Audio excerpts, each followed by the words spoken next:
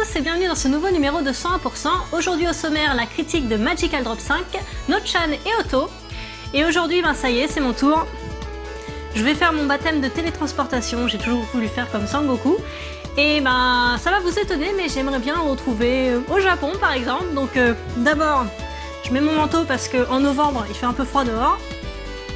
Hop, et c'est parti. Alors, est-ce que ça va marcher? Ça ressemble pas vraiment au Japon ici. Il y a des écriteaux en français. Où est-ce qu'on est là? Quand même, il y a des décorations japonaises. Donc on va regarder les news et puis on découvre où est-ce qu'on a atterri après.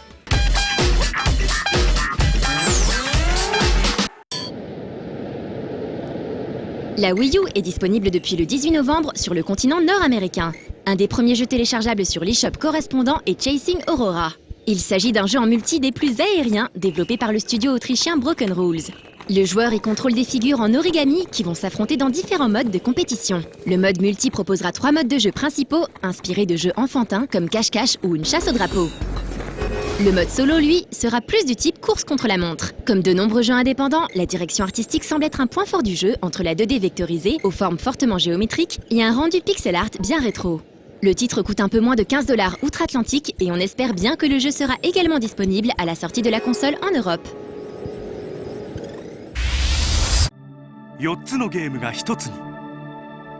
On vous a déjà parlé à plusieurs reprises de Guild 01, une compilation de jeux par Level 5 sortie en mai dernier au Japon. En Occident, les différents titres de la compilation sortent individuellement en téléchargement sur 3DS. Après le shoot de Suda Goichi, Liberation Maiden le 4 octobre, c'est au tour de Aéroporteur d'arriver bientôt chez nous, le 29 novembre prochain. Il s'agit d'une étonnante simulation d'aéroport où il faudra bien répartir les bagages des passagers pour assurer un trafic aérien fluide et que les passagers soient satisfaits. Ce concept farfelu vient de Yu Saito, créateur des tout aussi surprenants Seaman et Odama. Par la suite, Crimson Shroud, le RPG typé années 80 par le créateur de Vagrant Story Matsuno Yasumi, arrivera en décembre. Seul Rental Bukia de Omase, titre qui mélange la gestion, la forge et le jeu musical, n'est pas certain d'être distribué chez nous.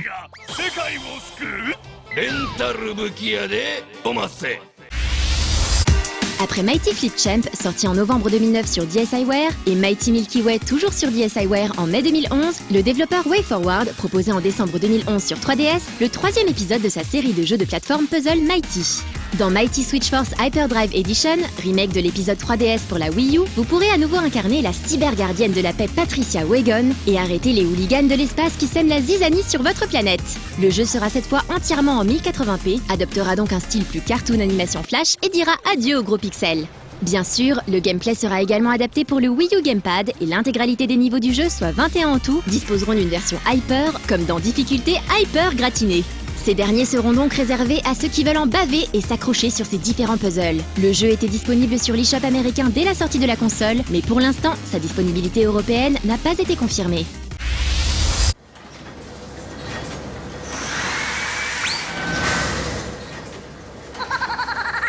En attendant la critique, diffusée la semaine prochaine dans 101%, sachez qu'il est possible de télécharger la démo du très bon jeu de plateforme réflexion Flynn. Disponible sur Steam, cette démo est désormais téléchargeable sur le blog officiel du jeu à l'adresse suivante www.flynn-devblog.com/fr. L'excellente bande-son du jeu, composée par Guillaume Pervieux, est également téléchargeable pour environ 5 € ou en bundle avec le jeu autour de 14 €. Flynn a été développé par une petite dizaine de personnes au sein des studios Ankama et greenlighté par la communauté Steam. Contrairement à Islands of Wakfu sorti sur XBLA, ce jeu de plateforme ne devrait pas être porté sur les consoles HD, ce qui est bien dommage.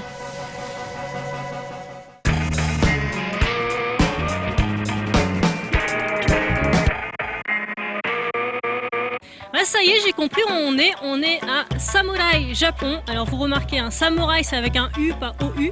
Et c'est pas Japan mais Japon. Et donc c'est un mélange entre le Japon et la France. Donc allons-y, on va découvrir ce qu'il y a dedans. Bonjour, konnichiwa. Je vois qu'il y a des sacs surprises. Kore wa nan desu ka? 日本の福袋というもので中にいろんな商品が入ってまして、価格5ユーロで売ってるんですけど、それ以上の価格のものが入ってたりして、中に何が入ってるか全くわからないので、選ぶ楽しみもあるとてもいいものです。ありがとうございました。Ensuite, on a donc des stands de nourriture avec des takoyaki. Donc, ce sont des petits beignets avec du poulpe à l'intérieur. Principalement, c'est le poulpe, tentacules de poulpe. Et gingembre rouge, ciboulette, cocon de beignet. Et puis c'est des pâtes à crêpes assaisonnées quand même au bouillon japonais, à la base de poissons séchés et des algues. Ok. Non, je peux vous dire, c'est très très bon. Konnichiwa, totemo kirei desu. Geisha-san desu ka? Geisha-san desu ka? いえ、花魁のカムロです。説明してください。花魁って昔の遊女さん、体を売るのの日本の最高位の着物を着た、遊女さんが花魁なんですけど、それの見習いです。Ah, merci beaucoup. Donc on reçoit aussi des cadeaux. Arigatou gozaimasu. Donc c'est un t-shirt. Arigatou gozaimasu. Konnichiwa. Alors ça, ce sont des yakisoba. Ikura desu ka? 3 €, c'est vraiment pas cher comparé à vous dans les restaurants à Paris. Et maintenant on regarde la critique de Magical Drop 5.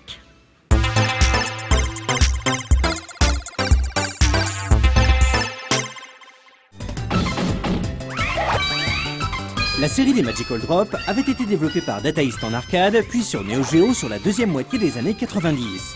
Puzzle game au rythme effréné, croisement de Puyo Puyo et Puzzle Fighter, demandant d'aligner des boules de même couleur, le jeu avait su rassembler une communauté de fans. Data East avait fait banqueroute en 2003, mais son portefeuille de jeux a été cédé à l'éditeur japonais de jeux sur mobile, Gmod. Après plusieurs épisodes sur smartphone, la licence Magical Drop voit aujourd'hui le jour sur PC et bientôt en téléchargement sur console, grâce aux Français de Golgot Studio, développeurs indépendants spécialisés dans les jeux 2D.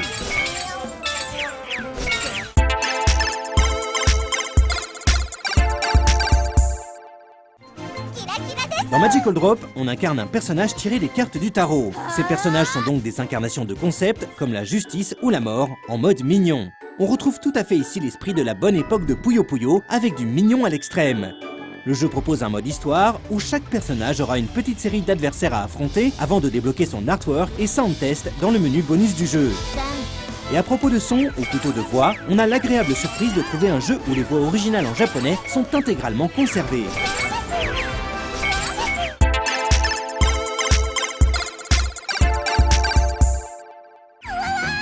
Comme beaucoup de puzzle games, Magical Drop se joue toujours face à un adversaire, que ce soit un humain ou l'ordinateur. Chaque joueur contrôle un petit clown en bas de son tableau. Les boules arrivent par le haut de l'écran et le clown contrôlé par le joueur peut récupérer les boules de même couleur les plus basses d'une rangée verticale. L'objectif est, en renvoyant ces boules vers le haut du tableau, qu'elles créent une colonne d'au moins 3 boules consécutives de même couleur. Ceci provoquera leur destruction, ainsi que celle des boules de même couleur adjacentes.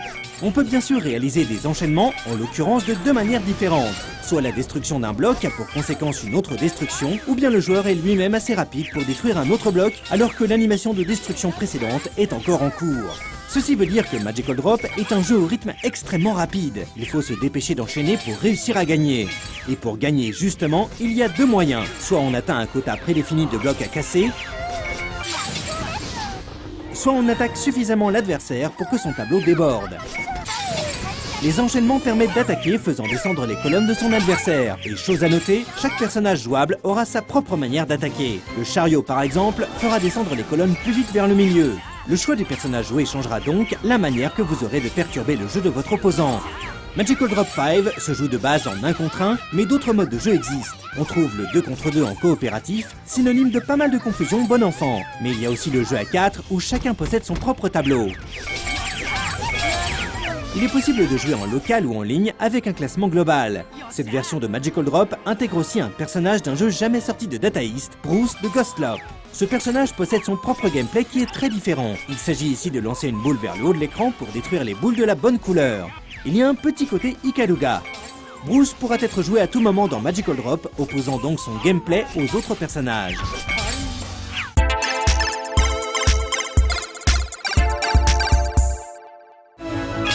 Magical Drop 5 est un jeu au gameplay ultra rapide, voire violent. Il n'est pas rare de terminer un match en une douzaine de secondes si l'on affronte un joueur inexpérimenté.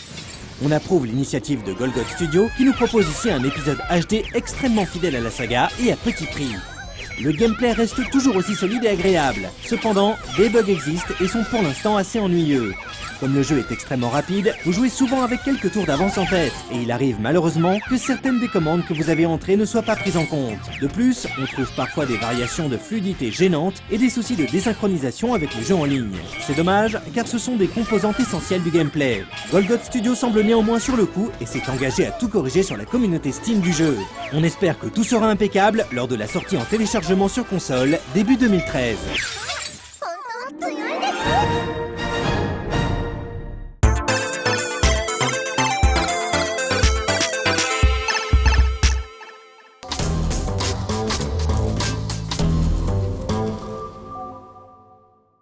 Cette année, la thématique de Samouraï Japon, c'est les dons pour la collecte pour aider les gens qui ont souffert du tsunami et du tremblement de terre. Donc il y a des photos, là, une petite exposition de photos avant, enfin je veux dire au moment où tout a été ravagé par le tsunami. Et on a un peu le résultat après le début de la reconstruction, donc là en 2012. Donc là par exemple on voit en avril 2011 Kamaishi, le quartier de Higashimae. Et en automne 2012 après reconstruction. Donc bon, c'est sûr, il y a un peu moins de maisons. Donc là on a des dessins faits par des élèves de collège. Donc là ce serait à l'aide d'un grand robot, on pourrait réparer la ville et aider les gens. Ce dessin a été exécuté 2 mois après le séisme. Bon bah on va voir ce qu'il y a à l'intérieur. Alors qu'est-ce qu'on a là? On a un stand de jeux en bois, Kino Omocha. Alors, comment ça marche? Donc bon, je découvre en même temps que vous. Hein. Ah, il faut faire tenir le petit bitonio là où il y a la marque, noire. C'est pas évident à une main. Hein. Qu'est-ce qu'il faut faire là? Ah, arigatou gozaimasu. Ah oui, il faut taper fort, effectivement. Au shigoto desu ka? はい、幼稚園の園長なんですよ。これを作ってきたものです。全部手作りしたものです。子供向けのおもちゃですか？そうです。幼稚園児用のおもちゃですね。大体3歳から6歳までのおもちゃなんですよ。Ah oui, d'accord. Allez, on regarde notre Chan.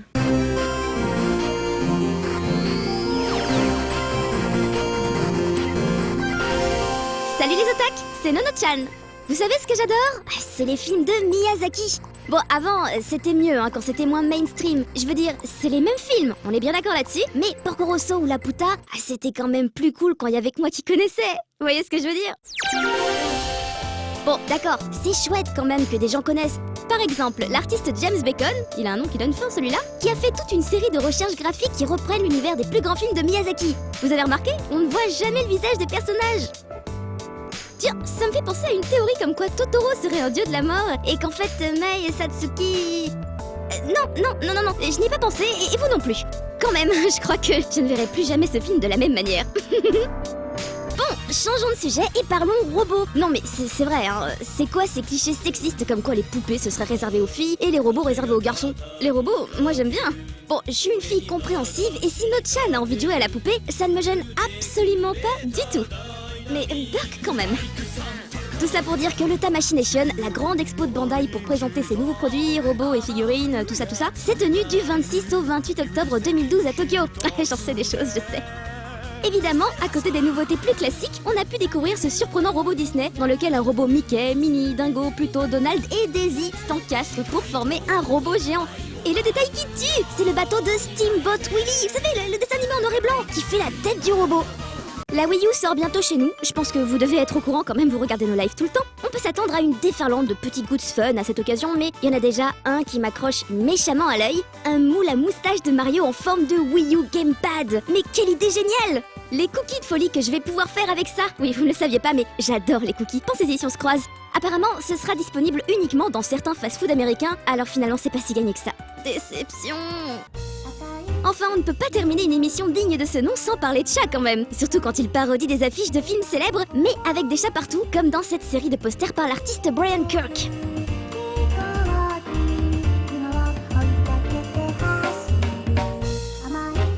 Allez, j'ai ma dose de chatons pour la semaine, je suis contente. À la semaine prochaine, ciao les otaku!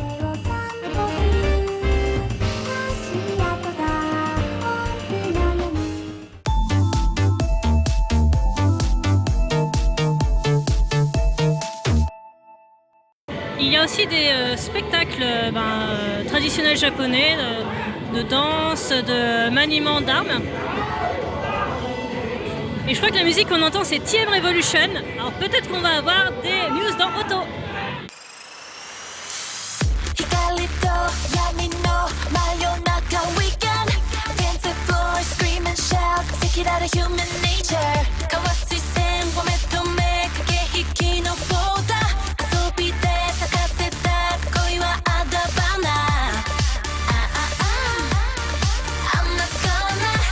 Bonsoir à tous et bienvenue dans Auto. Ce soir, j'ai une grande nouvelle à vous annoncer. Le 31 décembre, il va y avoir une émission spéciale, le J-Top des J-Top. Un J-Top où les clips pour lesquels vous pourrez voter sont tous les clips classiques depuis le début de la chaîne. Vous vous rendez compte? On va enfin savoir quels sont les clips les plus populaires de tous les temps. Enfin, sur nos lives, bien sûr. Et vous pourrez voter dès ce soir. Plus de détails dans le J-Top.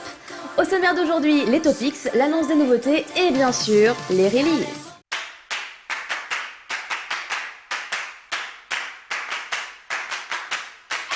On commence les releases avec le groupe Supercell. L'album Supercell, dans lequel ils utilisent la voix du vocaloïde Hatsune Miku, est sorti en France chez Wasabi Records lors du dernier Japan Expo. Il contient par exemple le très bon titre Black Rock Shooter qui sert de générique à l'anime éponyme. Du côté de chez Bishi Bishi et de leur boutique en ligne, les fans d'idoles atypiques pourront se satisfaire de Primal, le single du groupe BIS, Brand New Idol Society. Rien qu'en vous fiant à la cover, vous pouvez vous rendre compte qu'on a déjà vu bien plus glamour. Depuis le 24 octobre, vous pouvez vous procurer en numérique le dernier single de Lynch. Il s'agit de Lightning. C'est donc chez le label Okami Records que sort ce CD de titres qui plaira aux fans de riffs de guitare bien agressifs. N'oubliez pas notre cher lover Hitto. Son nouvel album Love Hate est disponible depuis le 10 novembre chez Hinode Records. Et si vous l'avez raté au Kawaii Café le 14, il vous reste encore 4 dates en France pour vous rattraper, dont le 2 décembre sur la péniche de la Dame de Canton à Paris. On termine avec Calafina, dont une édition spéciale devrait sortir en Europe. C'est le nouvel éditeur anglais Tokimedia qui devrait s'en charger, même si on attend encore qu'il donne plus de nouvelles quant à cette sortie qui reste pour l'instant bien mystérieuse. Autre détail important, elle devrait contenir 3 CD, on peut donc penser à un best-of. On commence les topics avec un article de Figaro. Le titre de cet article est « Gangnam Style de Psy ne sera pas un phénomène unique ». Beaucoup de gens ont réagi dessus sur le net car la rédactrice semble ne pas savoir de quoi elle parle. Certaines maisons de disques songent à investir davantage dans les artistes K-pop venus du Japon, de la Chine ou de la Corée. C'est l'une des phrases qui a le plus marqué, moi la première, parce que K-pop, si ça s'appelle comme ça, c'est bien parce que ça ne touche qu'à la Corée. Le K c'est pour Korea. Universal mise déjà sur le boys band japonais Beast et sur le girls band 4 Minutes. Alors celle-ci aussi est un peu mal parce que Beast et 4 Minutes sont bien coréens malgré leur carrière au Japon. Nulle part dans l'article on ne parle du marché musical japonais qui est quand même le deuxième marché mondial de la musique et surtout en milieu d'article elle cite comme source The Independent et je pense qu'elle n'a pas très bien compris ce qu'il disait car les informations qu'elle reprend ne sont pas tout à fait les mêmes que dans l'original. Du coup ce genre d'imprécision ne donne pas confiance et on finit par se poser des questions sur tout le reste du texte. Donc si vous voulez lire un article vraiment intéressant qui parle de la puissance de la musique asiatique et sud-américaine, lisez celui de The Independent et pas celui du Figaro. On continue les topics avec Psy qui était passé nous voir au début du mois.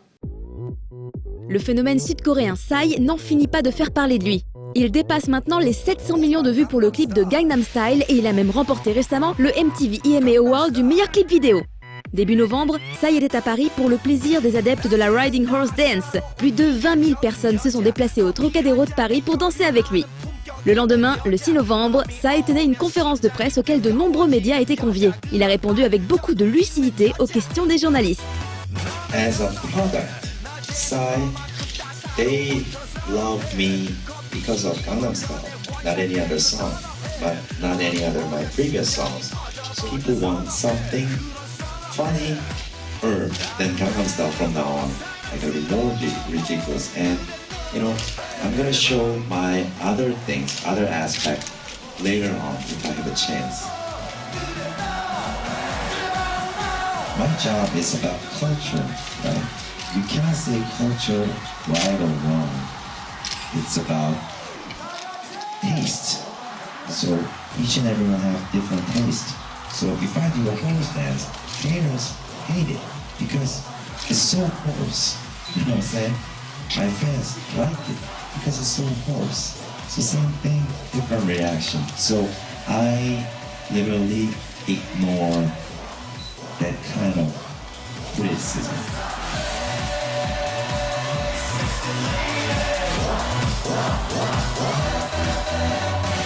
Before me, a lot of K-pop artists knocked the door for the America and Europe. And most of you know K-pop artists as skinny, right? I'm not skinny though. So I'm so proud to be this famous with this body first. And then, let me say, I'm not offense somebody, but you know, what I felt was Asian pretend like Western guys and Western ladies. That's what I thought.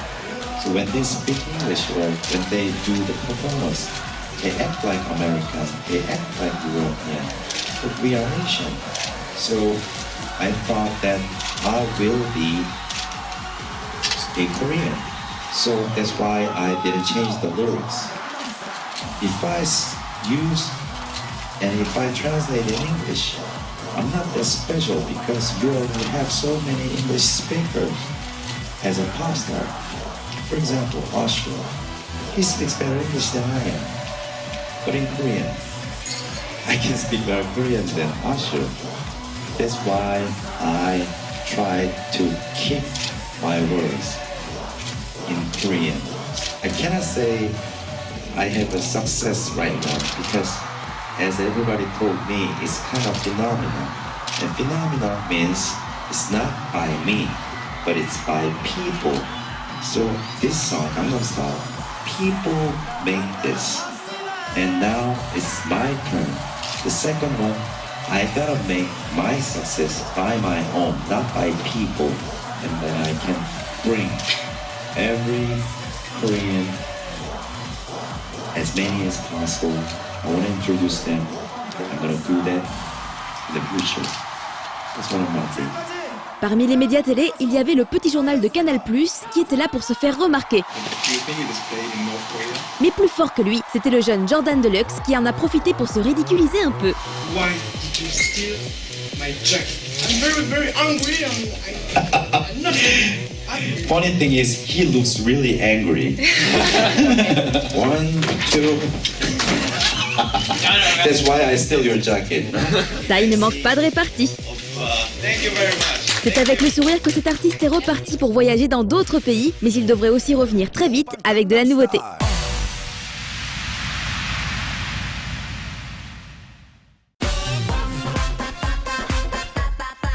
Oh my god. Ça y est, c'est la fin de l'émission, il est temps maintenant de parler des nouveautés qui entreront en rotation sur nos lives juste après le J-Top samedi soir. Et cette semaine, vous aurez Juju avec la chanson Tadaima. Comme d'hab avec Juju, il y a une histoire dans le clip et cette fois, on suit la vie d'un couple qui tient une boutique de tofu. Et on voit bien que le garçon ne peut pas se débrouiller seul et c'est cool quand la demoiselle revient. Ensuite, vous aurez le clip Hello My Clone du groupe de rock The Microhead Foreigners. Leur album était sorti il y a quelques semaines en France. Si vous aimez, pensez à voter pour eux. Sayonara Frontier est le 5e single de Galileo Galilei. Il est sorti en 2011 et sa particularité c'est d'être plein de cubes de couleurs. Bon, les couleurs sont pas très vives mais c'est un clip très doux qu'il vous offre là. On enchaîne sur les Vanilla Beans et leur dernier clip en date, Killer Q-Win. Si vous aussi vous voulez que votre cœur fasse Q-Win, pourquoi ne pas les voir en concert au Toulouse Game Show début décembre? Et pour ceux qui se demanderaient ce que veut dire Q-Win, c'est un peu comme l'onomatopée Q. Ça se dit pour quelque chose d'attendrissant, qui vous fait fondre et c'est fort quand vous le ressentez. C'est comme quand on voit un chaton tout mignon par exemple. Bon alors là, ça va faire boum boum mais d'une autre façon, le clip Broken Mirror de Boom Boom Satellites arrive sur No Life. J'espère qu'ils n'auront pas ce temps de malheur. Le groupe de rock Lightbringer monte de plus en plus dans le classement avec son clip Noah. Il est encore dans le top 100 mais je garde espoir. Pour mieux les connaître, voici encore un de leurs clips en période indé, cette fois il s'agit de Diamond. Une nouvelle artiste qui débute au Japon, c'est Yoonchi et son clip Reverb. Si vous êtes fan d'électropop, vous allez vite aimer, mais si en plus vous êtes fan de Vocaloid, alors là vous allez carrément craquer car l'auteur et compositeur de Reverb n'est autre que KZ de Lifetune. Après Isolation, voici Spirit Inspiration de Nothing's Carved in Stone, un clip bien sympathique avec une chanson très efficace. Peut-être arrivera-t-il dans le J-Top aussi vite que son prédécesseur. On n'oublie pas le clip du HP pour lequel vous votez chaque semaine sur le forum de No Life. Et enfin, il y aura Fashion Monster de Kali Pamyu Pamyu. Certains se doutaient qu'il arriverait à l'antenne parce que vous l'aviez vu dans Japanimotion. Eh bien, vous aviez raison. Le voici enfin, pensez à voter pour le J-Top. On se retrouve la semaine prochaine dans Auto. Bye, bisous!